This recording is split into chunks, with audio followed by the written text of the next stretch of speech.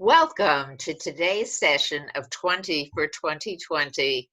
As many of you know, I am interviewing 20 professionals and asking them 20 questions so that you can think about whether these are people that you'd like to work with to help you with the important decisions you're going to be making in the course of your life. And I know this should be a very helpful program for you. As many of you know, I'm Ellen Newman, a trusted insurance advisor with the Norton Advisory Group, and we specialize in creating strategies for estate planning, business succession planning, retirement, long-term care, other forms of insurance, survivorship, you name it, we handle it, related to life insurance and strategies around that. At the end of this video, I'm going to offer you an opportunity for a complimentary offer that I'd like to go over with you related to what's going on in insurance today. So please stay tuned till the end. Today, I have the pleasure of having you meet Keith Phillips, who I have known for many years. He is principal of Schmutter, Strull and Fleisch, an insurance company that was started in 1894. And Keith and I met many years ago when I was still in private banking, and I had started a networking group, and he was part of my networking group. And we met very early in the morning, once a month, and he was always there, even though we had to travel quite a distance to get there. And I've also worked with him personally on insurance matters, and he's always been there for us. And look forward to introducing him to all of you relating to his expertise. So how are you and your family doing in this difficult pandemic times? Let me ask you that before we get officially started on our questions.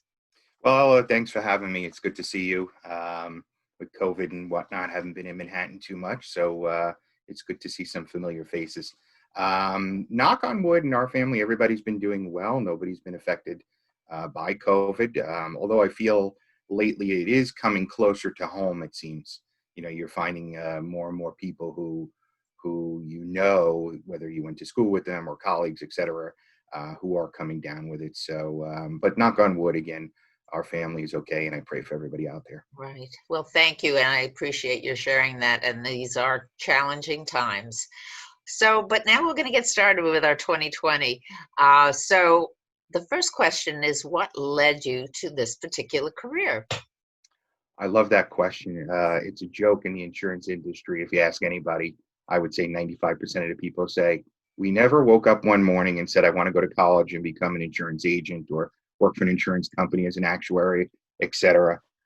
Except until my next door neighbor moved in. We built a house, and he built a house next to us a year later, and he actually went to the College of Insurance to work for the insurance department. So a little funny story there that most people don't think about getting into it unless it's a family-run business, etc. Right. And then him and his wife both work for the insurance department, so it was quite funny. Right. So how it led me into it was, after college, I was in the Marine Corps, and I was medically discharged for an asthma attack. And after that, I said, now what am I going to do? And I kind of wanted to be a stockbroker. Well, first, I wanted to have a career in the military, but then after that, I said, you know what, maybe a stockbroker. And at the time, my girlfriend's mom was in the insurance industry, and her boss was a colonel in the Army. And they were looking for a junior underwriter. So she said, why don't you come in and interview? And I said, what do I know about insurance? Fast forward 28 years, here I am. That's a great story. Thank you for sharing that. Sure. How did you get to being in your particular firm with this firm that you're in now? A long Sure. time. So 1992 was when I started in the insurance industry, and that was with the K agency, which is where Colonel Nagy hired me. And I worked there for 5 years. He took me under his wing, learned a tremendous amount. I then did go to the College of Insurance, which ironically is now owned by the St. John's University, is where I went to college. So it came full circle, and studied there for a while. And then after 5 years, that was a wholesale position with a insurance wholesaler. I wanted to branch out, and my headhunter said, you should try a retail insurance agency. You'll learn a lot more. You'll deal with individuals rather than insurance brokers and companies. So I said, okay. So I put the resume out there. In 1996, I interviewed at Schmutter, Strull and Fleisch. They hired me to become the senior commercial lines underwriter, and I've been there ever since. That's wonderful. So, how many years have you been in business now? And talk a little more about your credentials. Sure. So in 1996 is when I joined the firm. 10 years later, they asked me to become a partner, which I accepted. And then 2 years ago, myself and I had two partners, Mr. Strull and Mr. Schmutter. And 2 years ago, we bought out Mr. Schmutter. So it's myself and Mr. Strull now. So I have a degree from St. John's University, bachelor's degree. And then I have a CIC, which is Certified Insurance Counselor for the insurance industry, as well as my property and casualty insurance license. Perfect. Okay. So, how many companies' products do you offer? Wow, that's interesting. Let's say personal lines, so your home, your auto, your fine arts. We probably have about 15 companies that we can go to, and then on the commercial side, it could be hundreds. There are literally hundreds of companies that we represent. We're licensed in 39 states, so we do have a vast amount of carriers that we can access at any one given time. That's very good to know. Um, what when you're talking to people and they're concerned, what size deductible do you recommend, and does your firm offer any kind of discounts? Sure. So we'll talk about personal lines first. So your home and your auto. Mhm. Traditionally, I would say most people these days are going with $1,000 deductible. Insurance is really meant for that catastrophe, not for minor, dings and dents or minor, little damage, $250, $500. You really want it there when there's a catastrophe that happens. So the higher deductible, the lower your premium. So most people can. They're fine with paying the first $1,000 of a claim. And then on the commercial side, usually 2,500 to 5,000. Most companies could absorb a $2,500 loss or a $5,000 loss. It's really meant for more catastrophe. So we always recommend going with a little higher deductible. Right, that seems to make a lot of sense. Exactly. What exactly is property and casualty business insurance? Sure. So property is just that. Anything that you own property wise, we would insure it. God forbid there's fire or water damage, windstorm, etc. And then the casualty part is basically general liability, workers' compensation, umbrella. So you want the casualty in case you get sued for something that you've done wrong or, potentially have done wrong or accused of, somebody trips and falls on the sidewalk. Hmm, So that's where the casualty part comes in. right, that makes sense. How do most of your clients locate you specifically to work with, and what forms of non-commercial P&C do you offer? Sure. So we've been around since 1894, as you mentioned in the beginning. Mhm. So quite a bit of word of mouth. I would say more clients come to us word of mouth than they do from advertising. So that's really where we're getting. What non-forms of PNC? We do sell group travel accidents. We do also have a program for dental and eyes, which is a great program for business owners, and the business owners can kind of use that cash to offset, get reimbursed for their eyes and dental, rather than take it in salary, and so you're not taxed on it, basically. That sounds very helpful. What types of policies are most often used for commercial businesses? I would say most businesses out there have a business owner's policy, and we refer to that as what's called a BOP. So that stands for business owner's policy. And the business owner's policy is a nice little policy. It's like a package where we have the property, the liability all rolled into one policy rather than writing separate policies of property and a liability. So it's all in there. And you can also sometimes include professional liability in that same policy or the umbrella in that same policy. So most people have business owners policies. Oh, that's very helpful to know. And what is a general liability insurance policy? Sure. So general liability is for any company who doesn't have any property that they want to insure, and they just want liability. So in the event that maybe um, they're worried about somebody slipping and falling on that sidewalk, or personally they have a party and God forbid something happens. And one small case we had was where somebody was having a party in their home and they had sterno set out on a long table, with the chafing dishes with the water filled, and the water was, ready to go. And somebody had leaned on it to open a window, and that had crashed down on a couple of people who were attending the party. And one person had sued the homeowner for it. So that's where the liability would come in. General liability is more a term you use in commercial. So if you have a product out there that might cause anybody some harm or damage, general liability would cover that as well. Oh, okay. Uh, Now, is there a difference between that and commercial property insurance? So again, the commercial property would be, maybe I own a building and I Uh-huh. need to insure the building, God forbid it burned down, or maybe you have improvements and betterments. You went into a space, whether it's a retail store or an office, and you built out the space where the landlord, gave you X amount of money, maybe, $100,000 to build the space out, or maybe you put that money in yourself. A lot of restaurants called improvements and betterments. So they built out the interior walls from the sheetrock in, they put in new bars, etc. So you want to insure that type of stuff. Mm-hmm. So that would be covered under the property.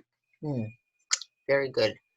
Now, what is workman's comp insurance and what is business interruption insurance? Okay, so workers' compensation is any injury on the job.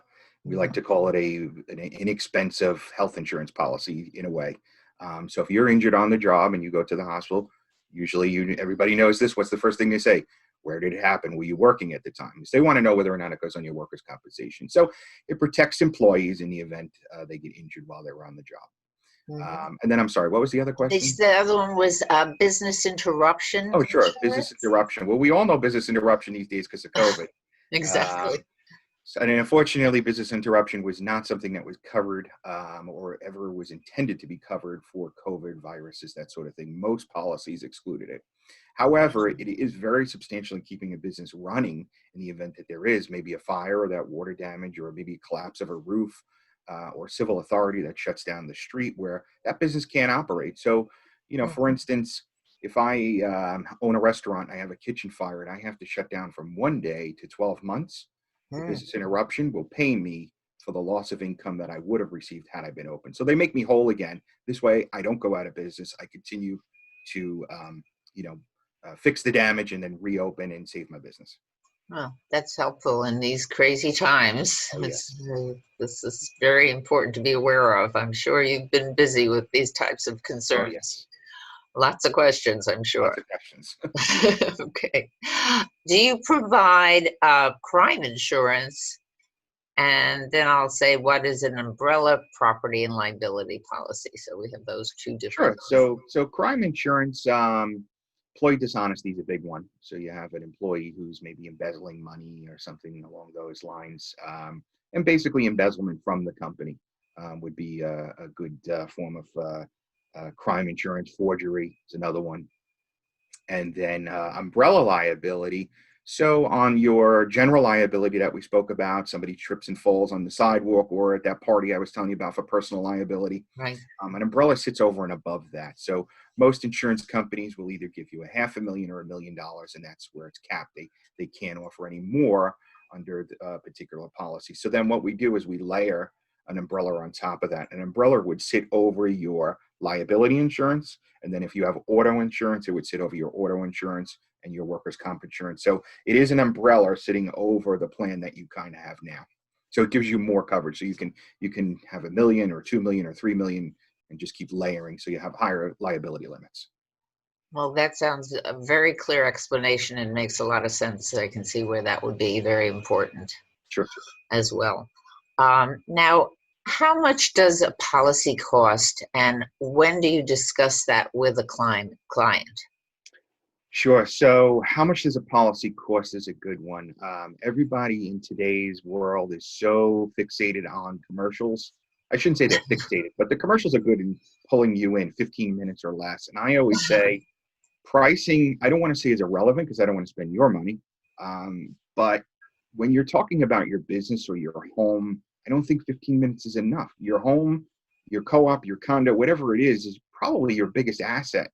And to spend 15 minutes on, probably not the best thing. You should really sit down with a trusted advisor and go over everything. So pricing is difficult. And so we talk about that from the beginning, just like you and I are now. And then we'll Right. go over coverage, and coverage is really more important than pricing, in my opinion. So we want to make sure we have the proper coverage. And I always say, I have a little tagline: just because you have insurance doesn't mean you're insured.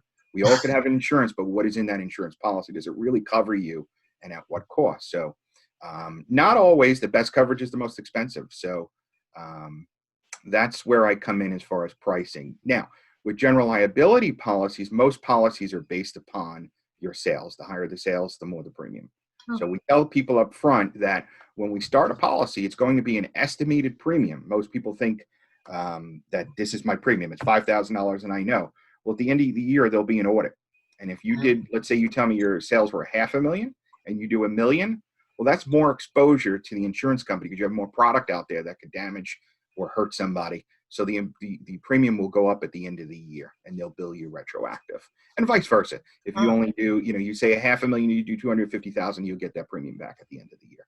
So these are things we discuss with the client up front. That's an important conversation to have. Oh, absolutely. How many people come to me all the time and they say, my broker told me it was 5,000, and at the end of the year I got this strange bill and I owed him another 3,000, and that's because that conversation wasn't had up front.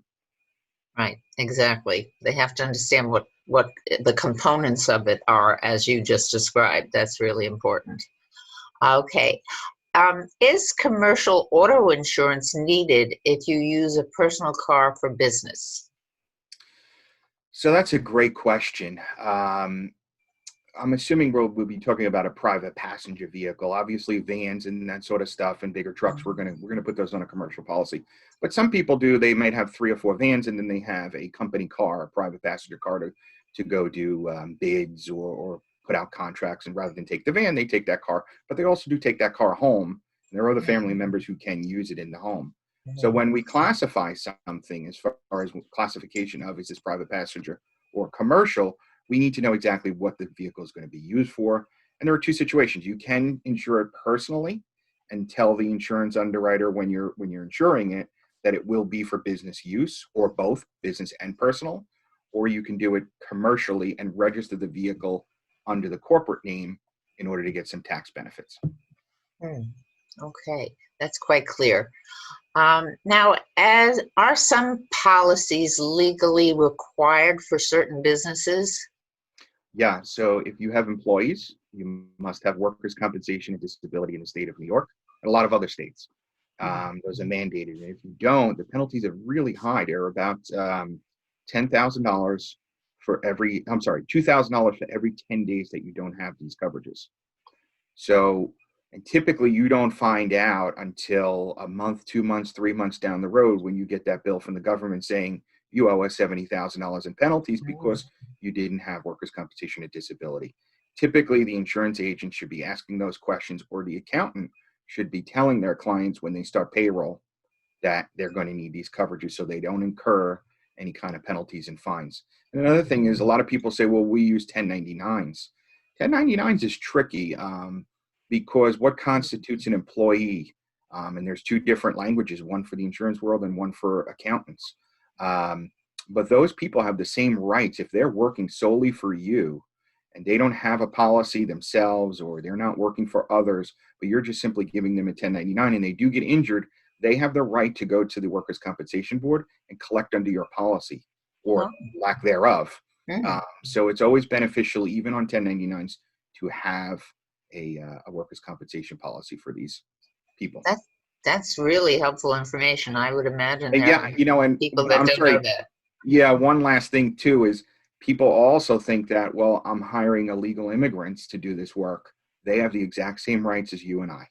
So just because they're illegal immigrants, they can still collect under workers' compensation law, and you will still be penalized and fined by the state. In addition, you'll have to pay their medical bills.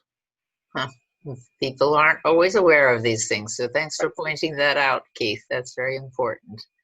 Now let's see.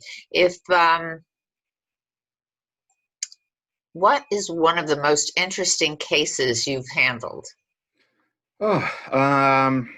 Unfortunately, some of the most interesting I can't talk that much of, but we do insure a number of celebrities. And those are great because you get to see, you get a little peek into their life, right? You get to meet them. You get to see their homes and automobiles and their summer vacation homes, and sometimes where they're shooting on like location and that sort of thing. Um, so those things are pretty cool. And then on the commercial side, every day is just great, because today I could be in a bowling alley. Tomorrow I could be at an accountant's office. The next day it's some manufacturer making widgets for, coffee mugs. So every day is a little different. That certainly sounds like you could never be bored. Like it's Yeah. always got something interesting going on. That's terrific. Now, do home-based businesses still need P&C insurance? I would say they do. For one, homeowners insurance will cover a small amount of property, business property. And then the liability is really where it's going to be a gray area. They'll cover things like some companies and some won't. Not all companies, but some will cover incidental. So incidental would be I'm an accountant or I'm an insurance agent and I have a small home office, and maybe somebody stops by to drop off their tax returns or drop off a copy of their most recent policy or pick up a copy of their most recent policy. And God forbid they got injured. That might be covered under your work homeowner's insurance. But I like to be safe than sorry. Get a business owner's policy, then you're protected. In addition, if you're selling an item, you need products liability insurance. So even if it's selling baked goods out of your home, a lot of people do that. They'll sell baked goods and they think nothing of it. Well, I have liability insurance under my homeowners. That's not going to cover it if you're selling it for sale. So, Wow. You're selling these things, somebody gets injured or sick and they wind up in a hospital for food poisoning or whatever. You want that business owner's policy. A lot of people don't realize that. That's an Yeah. important And they're component to really tell people about. relatively inexpensive, $300-$400 a year, in that general ballpark. It's nothing, too crazy. Definitely worthwhile if you're trying to create a home business that way. That makes sense. Right. What is your philosophy and approach versus that of others in your business? Pick up the phone. That's such a big thing, is that most clients, when they come to us, they simply say, I have trouble getting in touch with my agent. And our biggest philosophy is just answer the email, answer the call in a timely manner. Obviously, we can't just stop everything we're doing, but at least let the client know that, I hear you. I did get your voicemail. I did get your email. We'll be in contact shortly. So that's really the philosophy, and coverage first. Coverage over premium first, because like I said before, just because you have insurance doesn't mean you're insured. Very good saying. That makes a lot of sense. Now, looking back on the decades that you have been practicing, what is the best part of the practice that you would not have expected? Meeting people, meeting different people from all walks of life, and the challenges of covering them properly, and then being able to lay your head down on the pillow at night knowing that you did the right thing. So meeting different people in different industries, like I discussed before, today's a bowling alley, a movie theater, a liquor store. I walk into all different types of businesses, which is so great. But then understanding, well, how do we insure this stuff? What's the right coverages, and piecing a policy together to make sure that they're fully protected. Because at the end of the day, if they're not, I'm to blame. So I want to put my head down on the pillow at night. So that's really the challenge to our business, is making sure that we insure people properly. Right.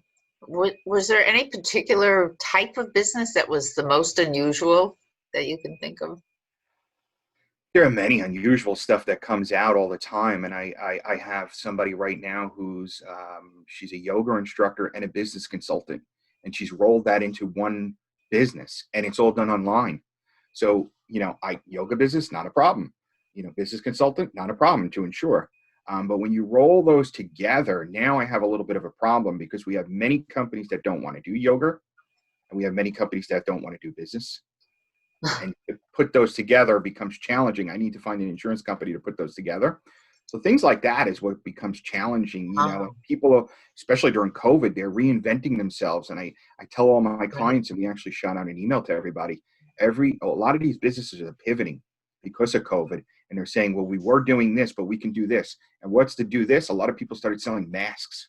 I have interior designers who started selling masks, and it scared the life out of me. I said, but we're not insured to sell masks or manufacture masks, so we need to get on the phone. So I tell people as much as I can in my business networking meetings, et cetera, that when there's a change in your business, get on the phone with your insurance agent, let them know what you're about to do rather than retro. I'm telling you after a claim occurs, so yeah, it's a challenge. That's important, right? Especially today. Well, believe it or not, we're up to our very last question already. So we went right through that. And the Okay. last question is, what can you tell us about yourself that we wouldn't find out on the internet? That's interesting. I'm pretty much an open book. I don't hold anything back.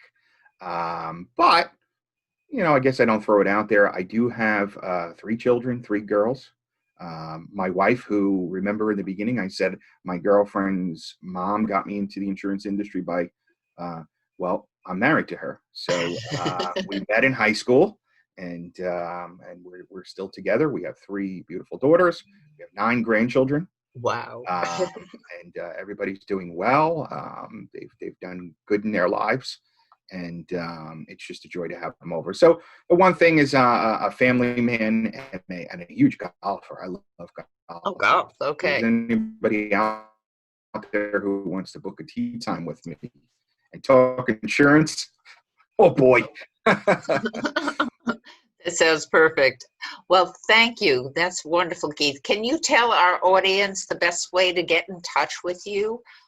How would they communicate with you? Fortunately, Eller, I think we froze on Oh, I think we our may Zoom. have. But I think I can still hear you. I think you can speak now. I think we had a little glitch there on the computer, but hopefully we're back. Okay, Keith, let's try it again. Go ahead. Tell us about how to reach you. Sure. So reach us. Web address is SSF, like Sam Frank, insurance.com. And we also just came out with a great new program for pets, dogs and cats. And I think I just had 3 dogs who passed away, and it cost me over $10,000 in their last 2 years of their lives, easily over $10,000. And I didn't have any pet insurance. So we just got a new puppy, and the first thing I did was research pet insurance, and I wasn't that happy with what was out there. So we came across a company who we've partnered with called Trusted Pals. It's written through Zurich Insurance Company. It's a phenomenal product. In my opinion, it's the best product out there. And it's just the same cost as everyone else's, but you're getting more coverage. You can visit that at www.insuranceformypets.com. And it's you got a puppy or a pet, it's a great savings in the long run. Is there a phone number that people can reach you at? Sure. Our main number is 212-964-6190. And you could also visit us on Instagram and Facebook and all the social media sites, and LinkedIn. LinkedIn's a great one. Perfect. Okay, well, that's wonderful. As I had pointed out in the beginning, I did want to touch base about a couple of things I want to offer to those viewers that are watching about what's going on in the insurance industry. We are coming to the end of a very challenging year and about to start a new year. And some of the things that are going on, of course, is the economic environment has resulted in extremely low interest rates, and that has created some opportunities and some concerns. As far as insurance companies go, there's going to be a lot of repricing because interest rates being low does impact the way they operate. So you may want to look at insurance policies you currently hold for a variety of reasons and see if they're in place and they're the right ones to have. And what I'm offering is a complimentary review of those insurance policies.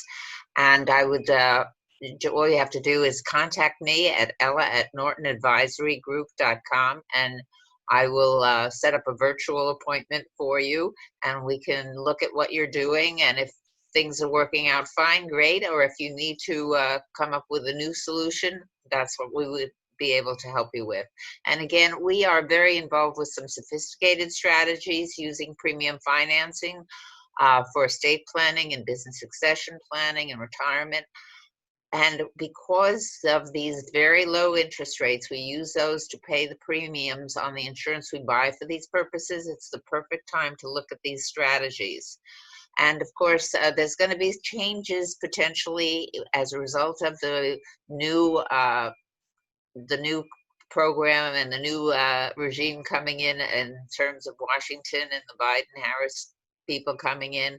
And there may be some changes in estate planning guidelines that you need to think about, and you may want to take action on that sooner than later.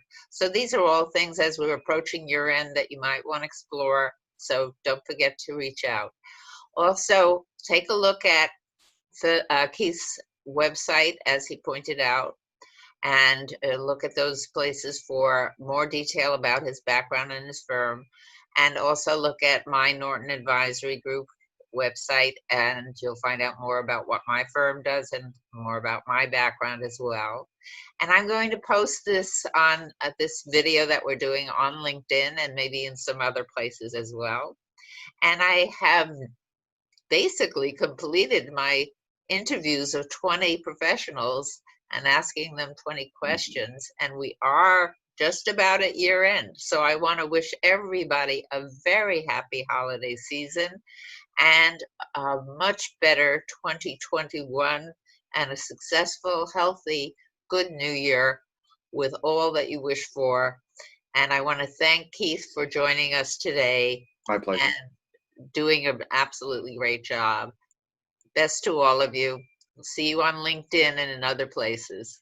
Bye-bye. Thanks, Ella. Thank you.